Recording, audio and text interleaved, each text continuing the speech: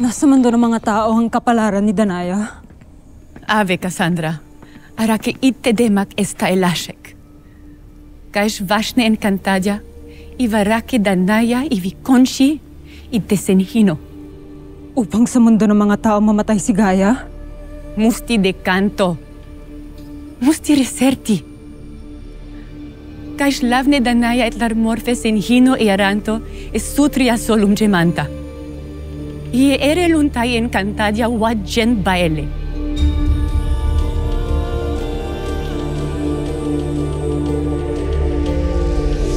Ibig ninyong manirahan kami ng aking asawa at anak sa mundo ng mga tao. Tamang iyong narinig, Danaya. Paumanhin, mahal na Hara. Ngunit tila hindi nararapat na palisin niyo sina Danaya. Lalo pat may mga panganib na nakakita sa kanyang mga mata si Cassiopeia. Ngayon namin mas kinakailangan magsama-sama upang mapangalagaan ang Encantadia, mahal na Hara. Hindi nalalayo ang mundo ng mga tao sa atin. Napakadali pumasok at lumabas doon. Kaya napakadali din ipatawag si Danaya kung sakaling magkaroon ng kaguluhan dito. Bakit nais niyo ho kami pumunta pa doon, mahal na Hara? May mali ba kami nagawa ni Akil, mahal na Hara? Ang mundo ng mga tao ay magulo at puno ng pighati.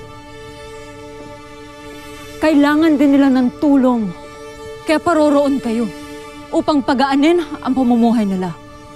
At dadalhin mo rin ang iyong brilyante. Ngunit Cassandra, hindi ko pa rin nakita ang saysay ng iyong inuutos kay Danaya. Ako man. Paano kapag dumating na yung sinasabing panganib ni Cassiopeia?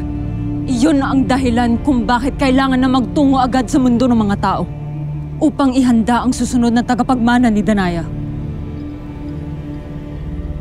at tagapagligtas ng Encantadia. Ihanda ang aking tagapagmana? Hindi ba't inihanda ko na nga si Gaia? Sundin niyo ang aking utos! Wala ni isa sa inyo ang may karapatan mga tuwiran sa akin. Masusunod. Mahal na Hara.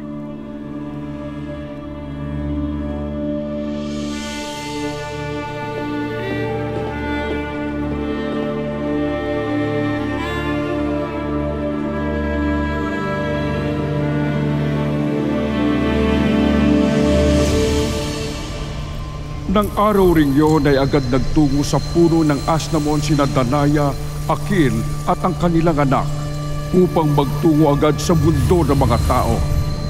Paalam, Danaya. Hanggang sa muli nating pagkikita.